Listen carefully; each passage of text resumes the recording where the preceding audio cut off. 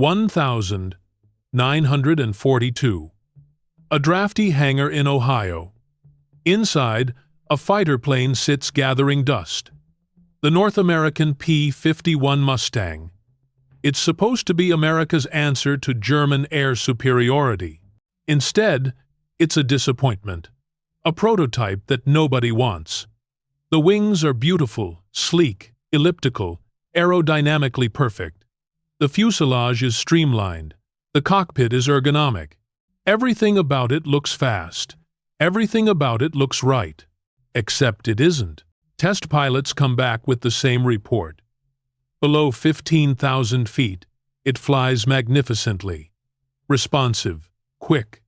A genuine threat to any fighter at low altitude. But above 15,000 feet, the performance collapses.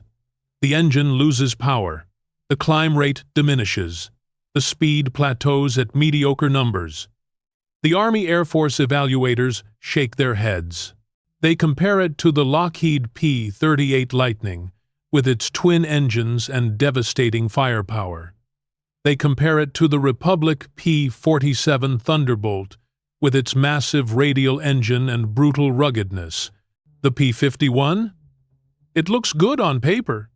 In practice, it's outclassed. The British are even more direct. They ordered a few prototypes. They tested them extensively. The RAF's assessment is blunt. Limited operational value. Not worth large-scale production. Not when the Spitfire already dominates at altitude. One Army officer reviewing the aircraft's performance writes a memo that nearly ends the P-51's entire future. Recommend termination of P-51 production.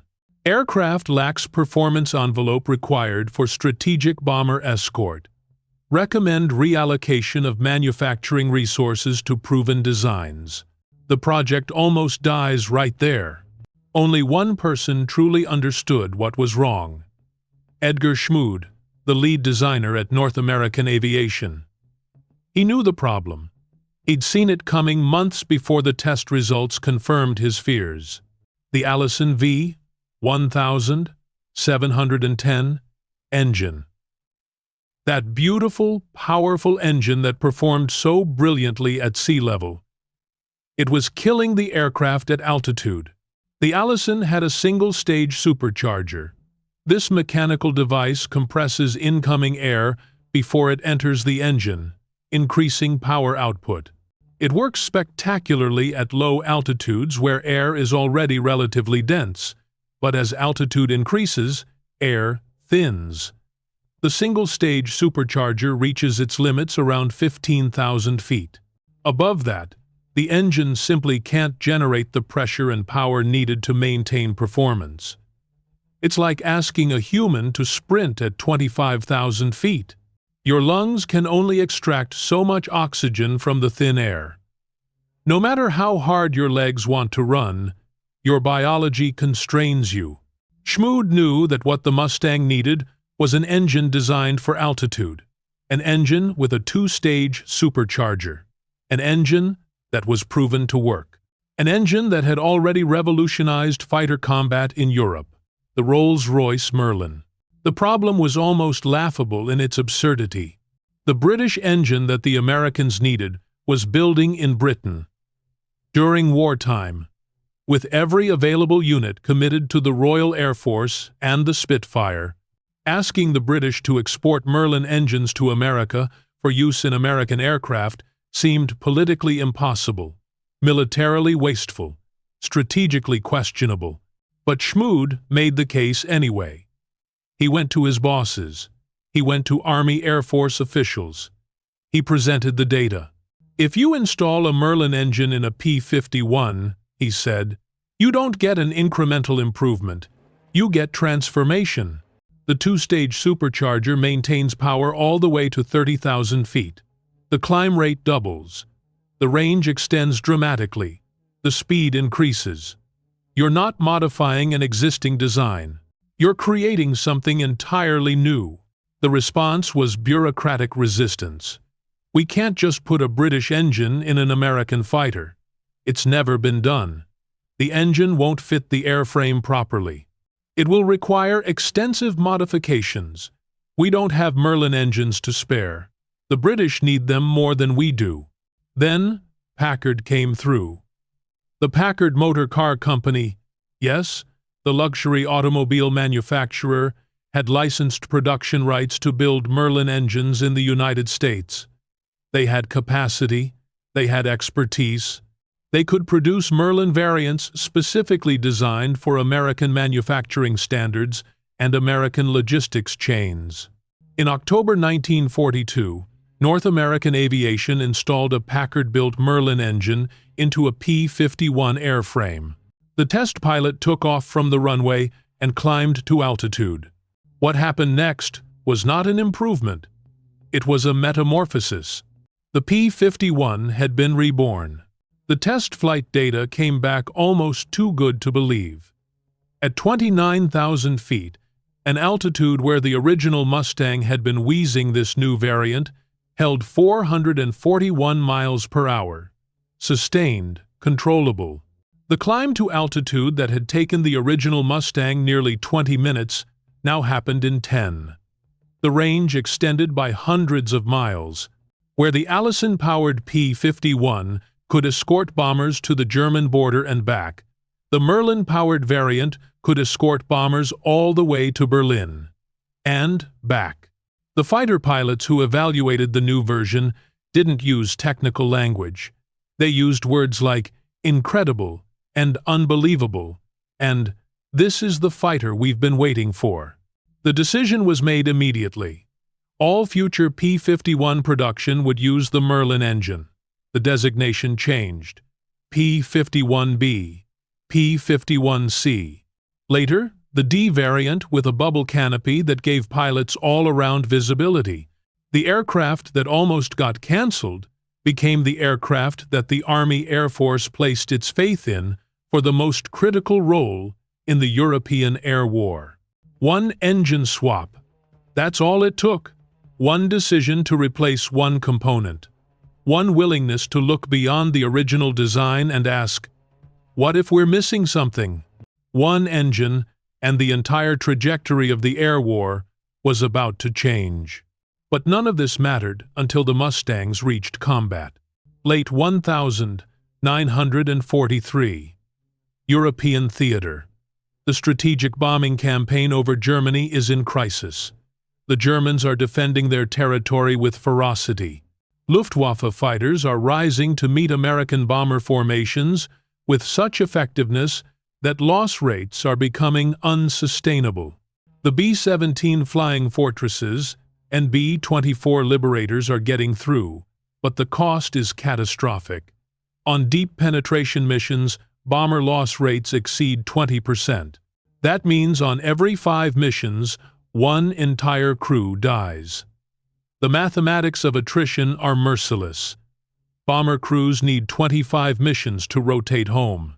At 20% loss rates, the statistical reality is grim.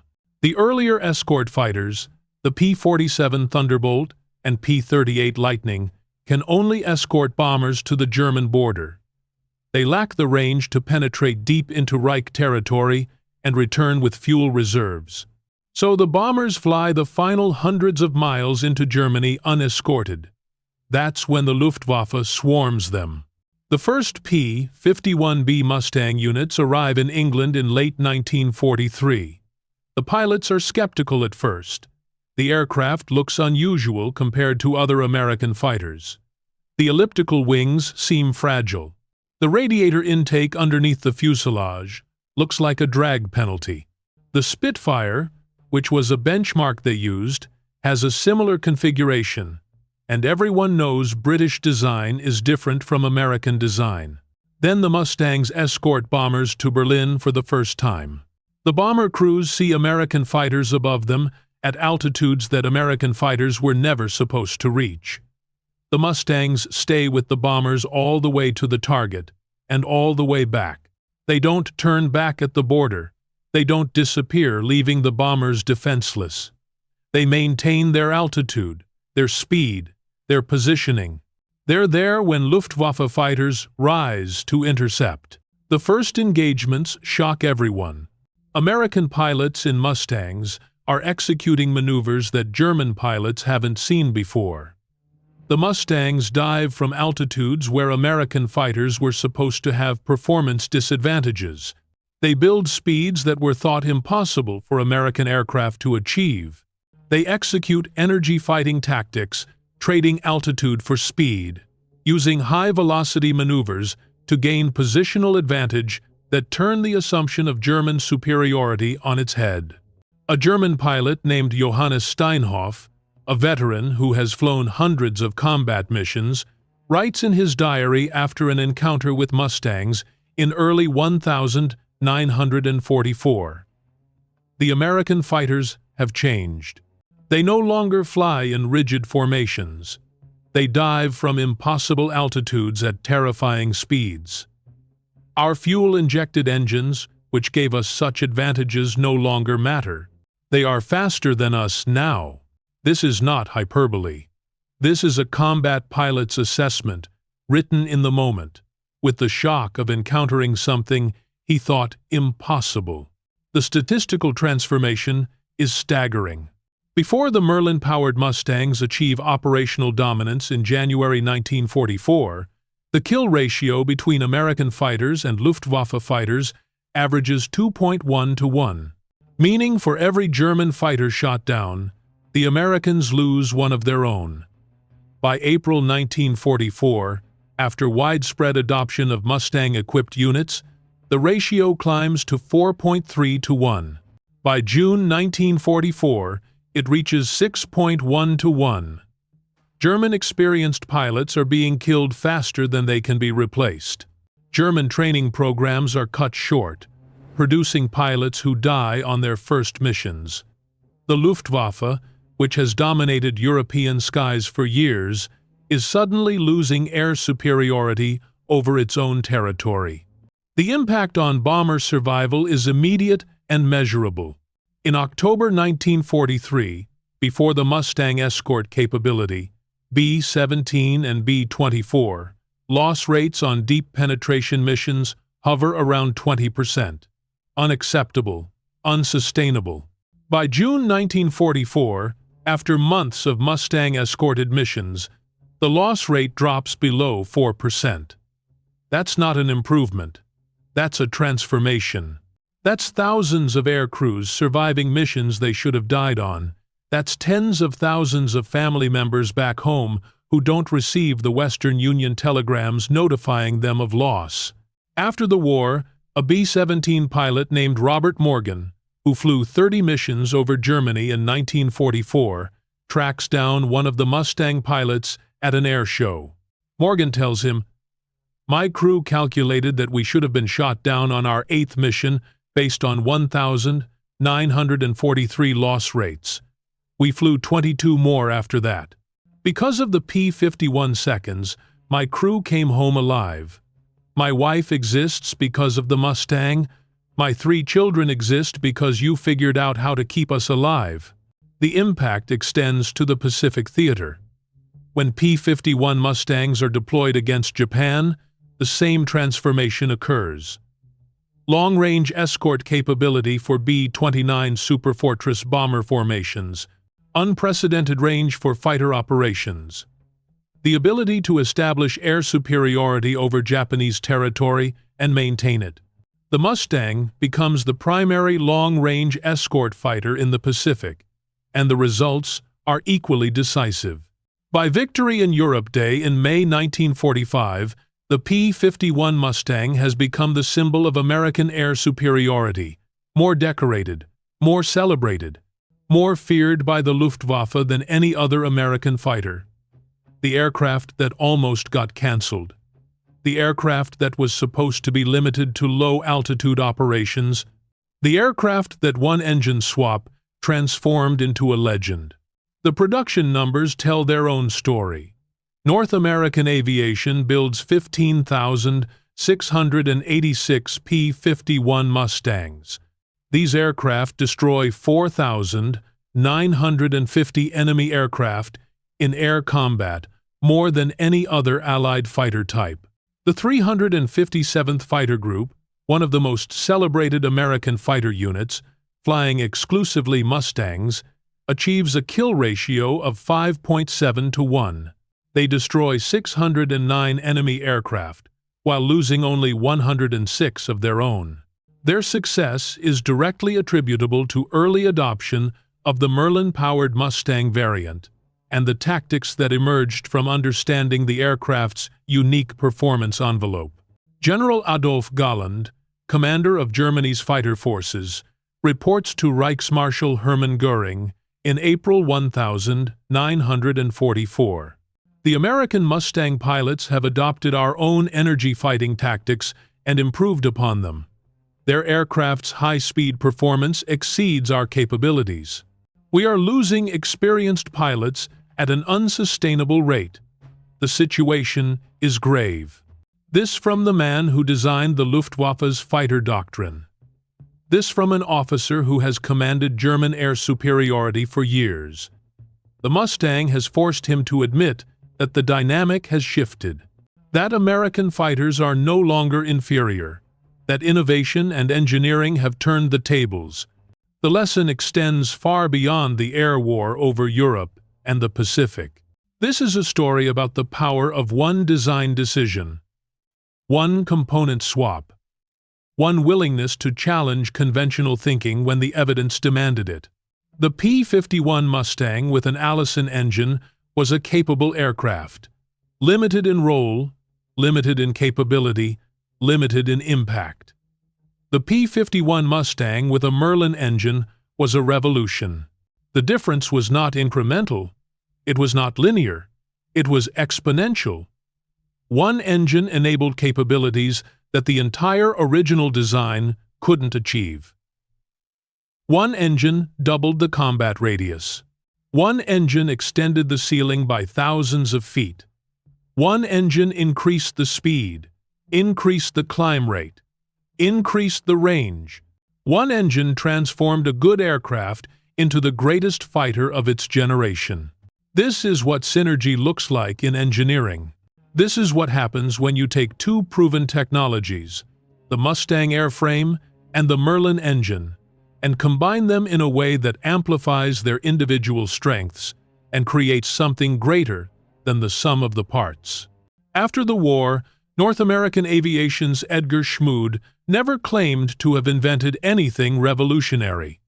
He simply understood that the problem with his aircraft was identifiable and solvable, that the solution existed in Britain, that with the right political maneuvering and the right manufacturing partnership, the impossible could become routine. The P-51 Mustang remained in service through the Korean War. Replicas are built today by enthusiasts and historians who understand the aircraft's legendary status. Aviation museums across the world feature P-51 seconds as centerpieces. Veteran pilots who flew them speak with reverence about the aircraft's handling, its performance, its reliability at altitude, where it had no right to be reliable. The engineering lesson has never become outdated. When a system is underperforming, don't necessarily redesign the entire system. Ask, what component is limiting overall performance? Replace that component with something proven to work. Watch the entire system transform. The strategic lesson is equally timeless. Innovation doesn't always require revolutionary breakthroughs. Sometimes it requires evolutionary improvements. Sometimes it requires looking at what already exists, understanding the constraints, and having the courage to replace the constraining element with something better. The human lesson might be the most important of all. One engine swap changed the course of World War II, not because it was complicated, not because it required brilliant new science, not because it came from think tanks or research committees. It happened because someone understood the problem. Someone had the courage to propose an unpopular solution. Someone had the authority to override skeptics and bureaucratic inertia. Someone had the manufacturing capability to execute the plan. The P-51 Mustang with a Merlin engine became the most feared fighter in the skies over Europe and Japan. It did so because one decision to replace one component unlocked capabilities that were always theoretically possible, but had been bottlenecked by a single limiting factor. When you're facing a problem that seems insurmountable, sometimes the solution isn't to rebuild from scratch. Sometimes the solution is already available somewhere else. Sometimes it's as simple as finding the right component, finding the right partnership, finding the courage to try something that seems radical until it becomes routine. The next time you encounter something that seems impossible, remember the P-51 Mustang sitting in that Ohio hangar. Remember what one engine swap could do. Remember that the difference between legend and obscurity sometimes comes down to a single decision to replace one constraining element with something that works. That's the story of how an engine swap created a legend. That's the story of how one component changed the war. That's the story of how engineering brilliance, human courage, and strategic vision combined to turn a disappointing prototype into the most celebrated fighter aircraft in history.